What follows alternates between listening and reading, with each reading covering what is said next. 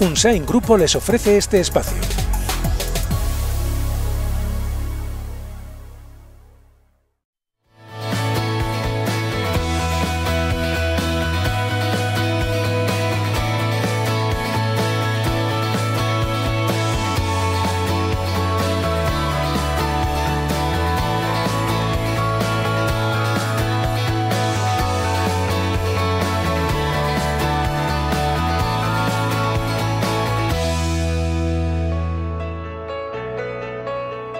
Hola, ¿qué tal? ¿Cómo están? Bienvenidos. Abrimos la MUGA, comenzamos semana y lo hacemos con política. El viernes a primera hora de la mañana y a través de los periódicos Gara y Berria conocimos el comunicado de la banda terrorista ETA en el que pide perdón a una parte de las víctimas. Desde luego ha generado una explosión de información y de titulares esta decisión adoptada antes de su disolución por parte de la organización terrorista ETA. El viernes precisamente estaba aquí en la capital navarra el líder de los socialistas catalanes, Miquel Iceta, participaba en el foro SER Navarra y nos atendía también aquí en nuestro programa La Muga. Comienza el programa y lo hacemos en clave política.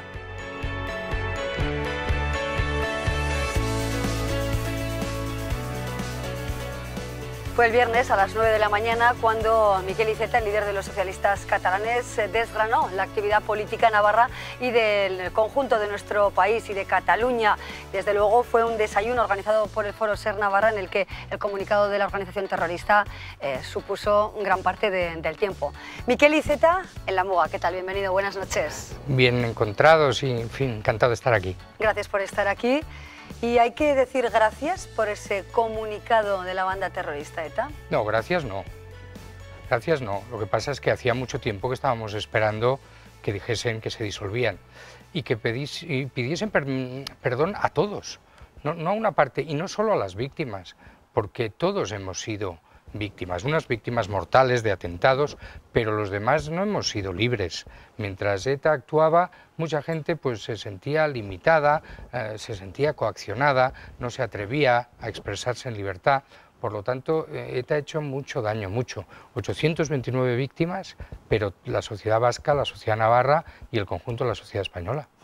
Desde luego las valoraciones han sido múltiples y en general se encuentran carencias en ese texto de la organización terrorista y sobre todo o especialmente, como usted ha indicado, porque el perdón debe ser más amplio. Ni siquiera se pide perdón a todas las víctimas, sino a una parte de las víctimas. ¿Qué denota esa clave o esa concreción que hace la organización?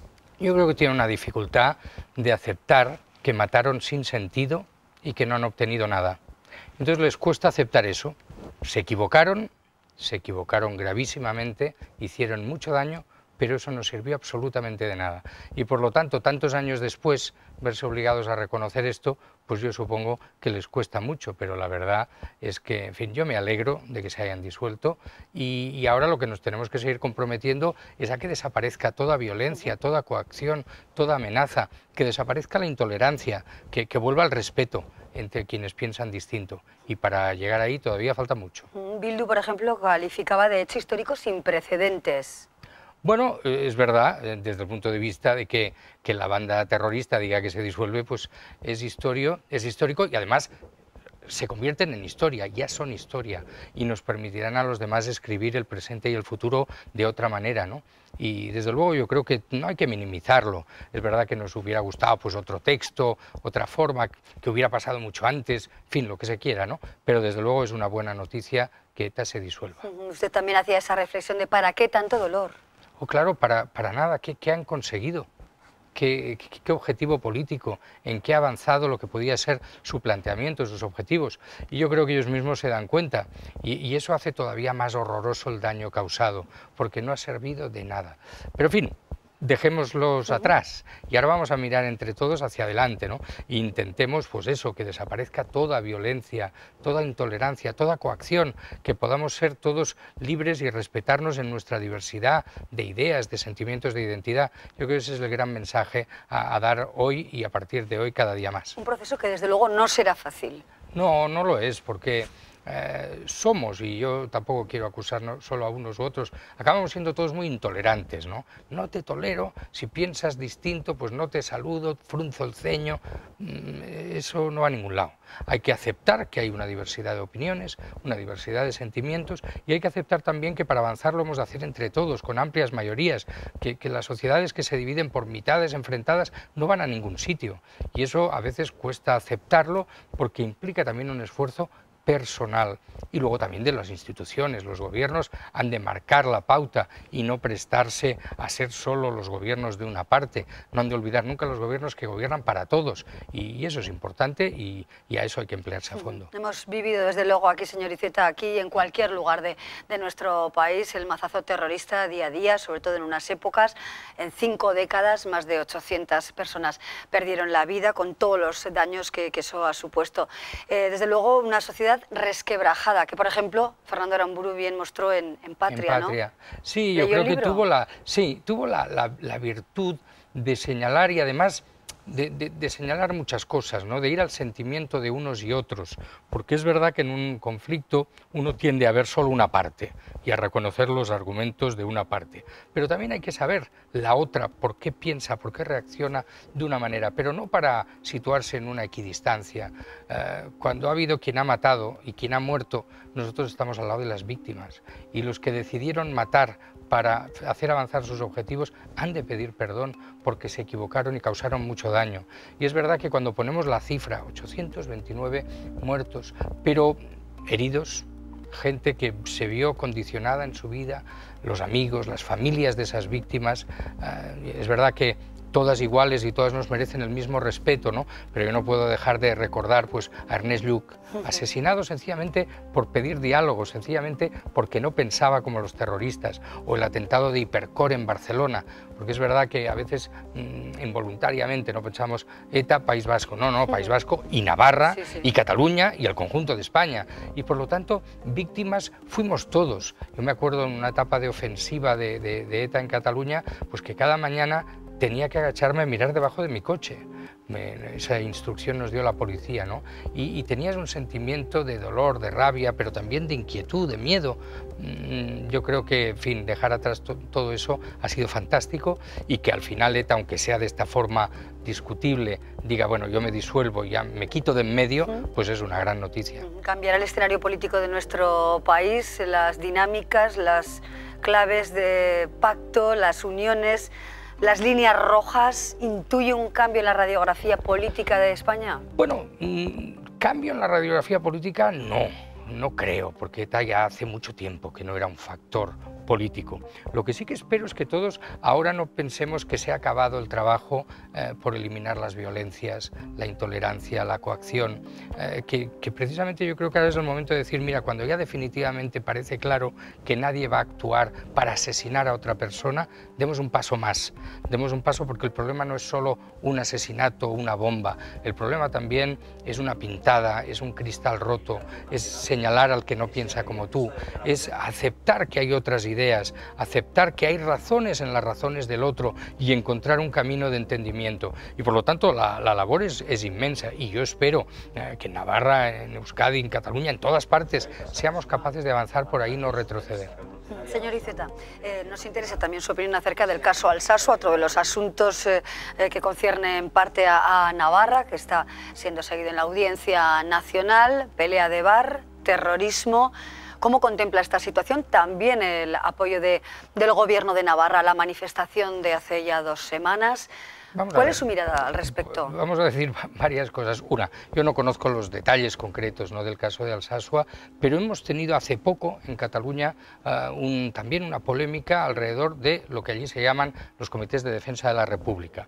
Decidieron una jornada de lucha, levantaron peajes de las autopistas, bloquearon algunas carreteras, en fin, hicieron actuaciones de estas. Un fiscal dijo: voy a acusarles de terrorismo. Nosotros de entrada dijimos, hombre, violencia se ha producido, pero terrorismo, no toda violencia es terrorismo, ¿no? Y nos dijeron de todo, pero afortunadamente a los 2 días el juez dijo, yo tampoco lo veo esto del terrorismo. Por lo tanto, hemos de dejar que sean los jueces los que determinen si realmente una actividad es violenta o no, constituye un acto de terrorismo o no. Porque los demás podemos tener las opiniones que queramos, pero en un Estado de Derecho decidimos que quien realmente decide es el juez, quien dice si se ha producido un delito, qué delito es y qué castigo, qué pena merece, es el juez. Y esa es la tranquilidad de un Estado de Derecho, la separación de poderes. Y ahí entronco con lo del gobierno, separación de poderes. Un gobierno no se puede poner al lado de unos o de otros o pretender sustituir la labor de la justicia. Los gobiernos lo que han de hacer es respetar la labor de la justicia y por lo tanto yo, en fin, no me parece bien que un gobierno diga pues yo convoco una manifestación o me pongo al frente de ella. Apoyo. No, o apoyo. Eso corresponde en todo caso a los partidos. Los gobiernos, repito, representan a una parte, pero deben actuar pensando en todos. Yo creo que eso también es una lección de muchos años que merece la pena que todos recordemos y apliquemos. O la apoyo o participo en ella, ¿no? Como ha sido el caso de Navarra. Pero, bueno, sí que es cierto que genera tensiones en el ambiente político una situación como esta. Y los políticos reclaman la separación de poderes, pero también vemos a ministros, como el ministro Zoido o el ministro Catalá, que hacen referencias a una cuestión que está siendo juzgada en la Audiencia Nacional. También se interviene de alguna manera políticamente. Yo creo que no es bueno eso, ¿no? Porque precisamente la justicia ha de ser justa, ha de parecerlo, y si hay separación de poderes ha de ser así, es así, pero además ha de parecer que lo es. Y cuando se puede interpretar que un ministro da una instrucción o que señala un camino a seguir a la justicia, hace mal. Hace mal porque entonces hay ciudadanos que piensan es que la justicia está al servicio del gobierno y no lo está y es que además no debe estarlo. Por lo tanto, en eso hay que ser muy, muy cuidadosos. En Navarra, la configuración política postelectoral, queda un año para las elecciones y hemos escuchado aquí a la secretaria general de los socialistas navarros, a María Chivite, decir que no se pactará ni con Bildu ni con el Partido Popular de Navarra, que de alguna manera esas son las líneas rojas, que no va a haber unión de estas fuerzas, ¿no? Ni PSN con Bildu ni PSN con Partido Popular. Y aquí nos preguntamos, ¿decidirá María Chivite y el equipo de socialistas navarros con quién se configura un posible o hipotético gobierno o será Madrid? No, será María Chivite y será el Partido Socialista de Navarra, sin duda. Pero es que además yo quiero llevarla un poco más allá, fuerzo un poco la cosa. No dejemos que María decida, hagamos a María presidenta. ¿Por qué nos tenemos que limitar a eso? Porque yo estoy viendo, yo no conozco lo suficiente la situación navarra, ¿no? Pero estos días y hablando con gente y tal, lo que ves es que muchos navarros están pidiendo que haya un punto de encuentro.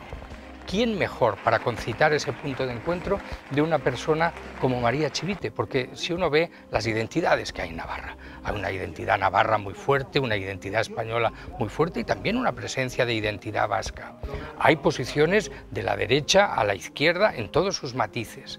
¿Quién puede ser capaz de establecer un amplio acuerdo que permita avanzar a través de una amplia mayoría? Yo la verdad veo pocas personas como María Chivite para encabezar eso. Por lo tanto, yo no deseo solo que decida, sino que se ponga al frente. Pero claro, con la representación actual del Partido Socialista no parecería la opción más factible. Bueno, eso depende en este escenario. No, pero depende de los navarros y de las navarras con su voto. Si María obtiene un buen resultado y en función de la configuración del Parlamento, eso es posible, es necesario y es deseable. Ahora, es verdad, primero han de hablar los ciudadanos y las ciudadanas de Navarra y falta mucho. Y todos sabemos que la política es muy volátil y más en los últimos tiempos, ¿no? Pero yo creo, he hablado con gente por la calle, ¿no? Y la gente yo creo que tiene ganas de acuerdo. Sabe que hay que superar etapas de trincheras, ¿no? Pero reeditar, por ejemplo, un acuerdo con el pueblo navarro que resultó fallido finalmente cuando, bueno, pues todos recordamos ese desencuentro, por ponerle esa palabra, entre la presidenta entonces Yolanda Bárcena y su vicepresidente, el socialista Roberto Jiménez. La verdad es que yo en esto quizás soy un poco parcial, quizás no soy objetivo, pero yo creo que cuando los socialistas han tenido una presencia importante en el gobierno de Navarra, se han hecho razonablemente bien las cosas. No quiere decir que no se hayan cometido algunos errores. Los socialistas somos en general buenos socios de gobierno, porque somos gente leal. Nosotros si llegamos a un acuerdo lo cumplimos. Pero yo creo, y permítame que sea un poco ambicioso, ¿no? No solo quiero que formemos parte de un acuerdo, a mí me encantaría que lo encabezásemos, porque precisamente esa etapa de acuerdos, de no división de la sociedad, sociedad, de no fijar dos bloques enfrentados que no se comunican entre ellos, requieren de un proceso de empatía, de una capacidad de hablar con todo el mundo, escuchar a todo el mundo y trenzar acuerdos lo más transversales posibles. Y yo ahí, desde luego, veo a María como nadie. ¿Y esto se lo han planteado, por ejemplo, los regionalistas navarros? Bueno, yo no he venido de visita, he venido a hablar, he tenido además, y quiero agradecer y aprovecho la ocasión, a representantes de todos los partidos que han venido a escuchar mi conferencia, y la verdad luego los he podido saludar. Estaba la presidenta del Parlamento, estaba gente de UPN, estaba gente del Partido Nacionalista Vasco, también de Podemos, y por lo tanto no vengo yo aquí a opinar y a decidir qué se ha de hacer, ¿no? Pero yo creo que todo el mundo ve que Navarra tiene un potencial enorme y que lo aprovecharíamos mejor con un gobierno capaz de concitar ese amplio acuerdo transversal, ¿no? Yo, por ejemplo, me he encontrado con empresarios, con representantes de los sindicatos que se quejan de que la actitud un poco sectaria del sindicalismo nacionalista impide que haya diálogo social en Navarra. Pues si Navarra saldría ganando con un diálogo social potente en el cual también participase el gobierno, con el potencial que hay vuestra universidad, las empresas radicadas aquí. Navarra lo tiene todo. Que yo creo que le falta un punto de acuerdo, de transversalidad, y ese es el punto que puede poner María. Política lingüística. Usted también ha hablado en el Foro Ser Navarro acerca de este asunto y bueno, yo creo que nos ha seducido a muchos cuando usted ha dicho que ama las lenguas, que ama la lengua, pero que la política lingüística no puede ser para todas las comunidades igual o la misma. Claro, yo lo veo, en fin, en Cataluña tenemos la suerte de que catalán y castellano vienen las dos lenguas del latín, con lo cual tienen muchos puntos de conexión. No es difícil pasarse de una a otra, no es difícil conocerlas, dominarlas las dos. No es tan fácil en el caso del castellano y el euskera. Y entonces yo creo que hay que hacer una política lingüística que permita a todo el mundo acceder al pleno dominio de las dos lenguas y que luego cada uno utilice la que quiera y hacerlo de forma progresiva e inteligente, porque las lenguas las tenemos que querer, y para que una lengua sea querida nunca puede ser impuesta. Los que hemos vivido épocas, yo por ejemplo, yo solo he dado un curso, clase de catalán en mi vida, porque por mi edad, pues el catalán hasta el COU no lo estudié en la escuela, ¿no? Y yo creo que vivimos una imposición de una lengua y ahora no quiero vivir la imposición de ninguna otra. Ahora, eso sí, yo quiero que se dominen y que se quieran las dos lenguas. A mí me encanta, y mi padre era vasco y mi padre pues no hablaba euskera. En la familia de mi padre la bisabuela solo hablaba euskera, pero luego fue prohibido y cuentan medio en broma, medio en serio, que durante una temporada nadie la entendía muy bien, porque la pobre mujer pues tuvo que pasarse al castellano forzadamente. Yo creo que eso es lo que hay que evitar y lo que hay que dar es oportunidades a todo el mundo a conocer las lenguas y a utilizar las que quieran, y que las lenguas nunca sean un factor de división y aún menos de confrontación. Pues ya ven, señor Iceta, que aquí muchas veces es factor de división, de cambio político, o de cambio o de lucha política, ¿no? En la agenda política está la política lingüística muy presente, genera muchas veces disensiones entre personas que no piensan tan diferente, ¿no? Escuchamos las pitadas también en los partidos de fútbol, ¿no? Al himno de España. Bueno, la cuestión identitaria es un tema pendiente de resolución en nuestro país, ¿no? En el nuestro y en todos. Las identidades generan a veces pues, discrepancia, separación, división. Yo por eso lo que siempre digo, cada uno tiene mucho apego a sus símbolos, pero debe respetar los de los demás. Y hay países en los cuales hay identificaciones distintas. Yo veo aquí pues, un amor muy grande a la bandera de Navarra. Pues es lógico, pero hay mucha gente que se siente también muy representada en la bandera española, entre otras cosas, porque la bandera de España, cuando uno va al escudo, desde luego si algo destaca ahí es las cadenas de Navarra, por lo tanto es una manera también de sentirse navarro y español. Y luego hay mucha gente que tiene una adhesión, una cercanía al País Vasco y a la identidad vasca. ¿Por qué vamos a tener que decidir entre unas y otras? ¿Por qué vamos a tener que enfrentar entre unas y otras pudiéndolas tener todas? Yo, por seguir con el tema de la lengua, yo si estuviera aquí, tuviera hijos, pues me encantaría que dominasen el castellano y también el euskera y también el inglés, porque yo lo que quiero es que cuando los chavales salen a la vida, a ganarse la vida y a luchar por su futuro, pues lo hagan con todas las herramientas, ¿no? Y entonces no hagamos de esto un motivo de querella política, sino busquemos cuáles son los mejores instrumentos para dar más capacidad de elegir, más capacidad de futuro a los chavales, y dejemos también que los maestros nos ayuden a diseñar bien, ¿no?, ese itinerario pedagógico y educativo. Camino queda todavía, para mucho, resolver todo porque esto, no es un tema fácil, es más fácil decir que hacer. ¿Y el camino en Cataluña se allana o habrá elecciones en julio? Vamos a ver, nadie lo sabe. Nadie lo sabe porque, en fin, hasta el 22 de mayo hay tiempo para elegir un presidente, una presidenta y formar gobierno. Yo creo que los independentistas acabarán haciéndolo, porque si no, luego, ¿cómo irían a otras elecciones? Pues si estas las han ganado. Fíjese usted qué contradicción. ¿Quién ha ganado las elecciones en Cataluña? Ciudadanos. ¿Quién lo diría? No han hecho ninguna propuesta. Estamos exactamente igual que estábamos. Otros que han ganado, que tienen mayoría, porque Ciudadanos tiene mayoría en votos, los independentistas mayoría en escaños, no son capaces de formar gobierno, ¿cómo irían luego a otras elecciones? Si ya las han ganado estas. Si no son capaces de formar gobierno, yo casi, en fin, por vergüenza torera, perdone la expresión, no me presentaría. Y por lo tanto, yo todavía creo que antes del 22 formarán gobierno. Aquí, quizá el único que tiene interés en que no se forme gobierno es Carles Puigdemont, porque igual piensa, si se forma gobierno yo perderé papel y protagonismo, pero yo creo que en política uno ha de saber que su interés personal ha de pasar por detrás del interés colectivo. Hay políticos que están en prisión y en prisión preventiva.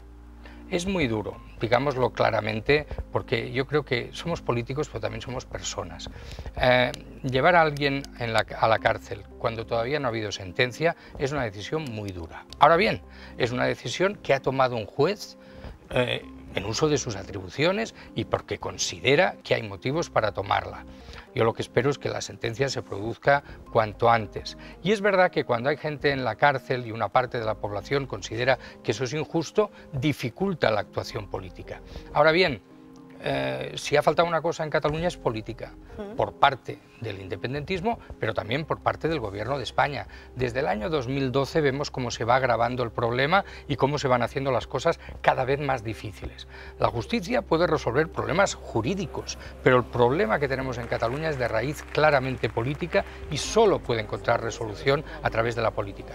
El 155 fue inevitable desde su punto de vista. Desde mi punto de vista, desde luego. Yo además, que he discutido con mucha gente y gente también independentista, les digo, pero vamos a ver, si resulta que os saltáis el reglamento del Parlamento, el Estatuto de Cataluña, la Constitución, los derechos de los diputados de la oposición, ¿cómo esperáis que el Estado democrático no haga nada para restablecer la legalidad? Máxime cuando en nuestra Constitución hay un mecanismo, que es el artículo 155, que lo permite, que además ha servido para una convocatoria muy rápida de elecciones. El 155 creo que entra en vigor el 27 de octubre y el 21 de diciembre estábamos votando. Y desde el 31 de enero podríamos tener ya un gobierno.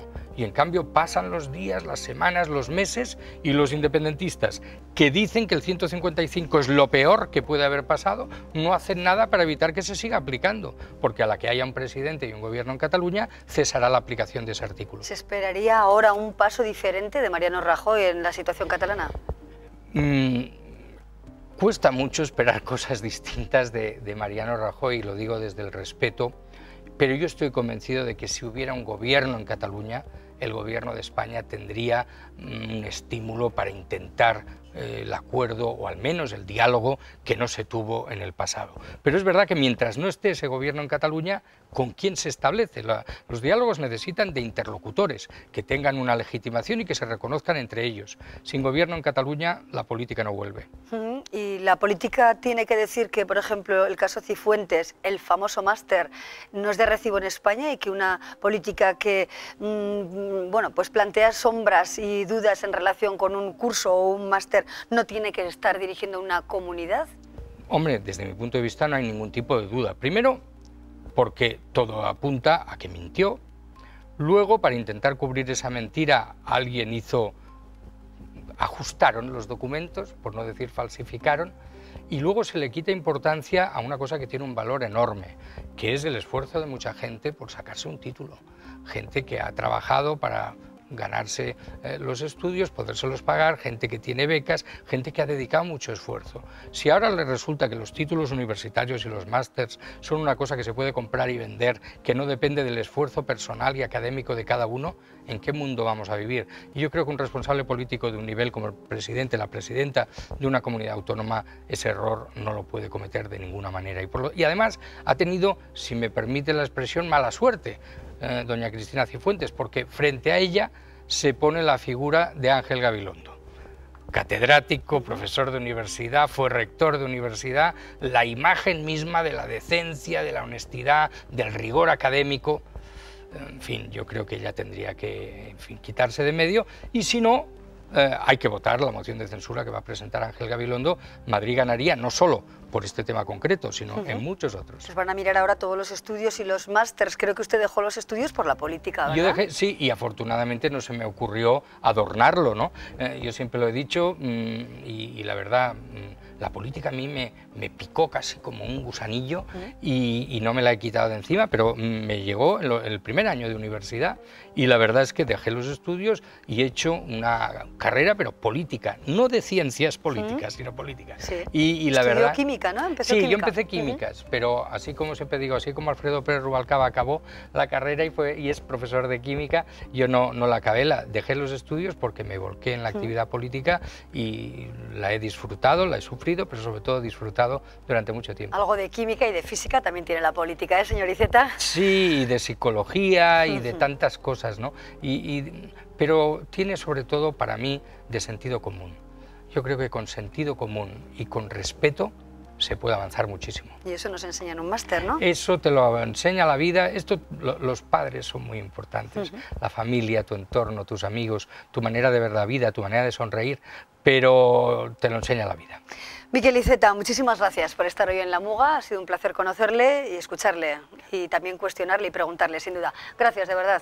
Muchas gracias y hasta pronto. Gracias. Nosotros seguimos con otros contenidos al margen de la actualidad y la actividad política. Tenemos otros temas también en este lunes aquí en La Muga, en nuestro magazine de noche. Seguimos.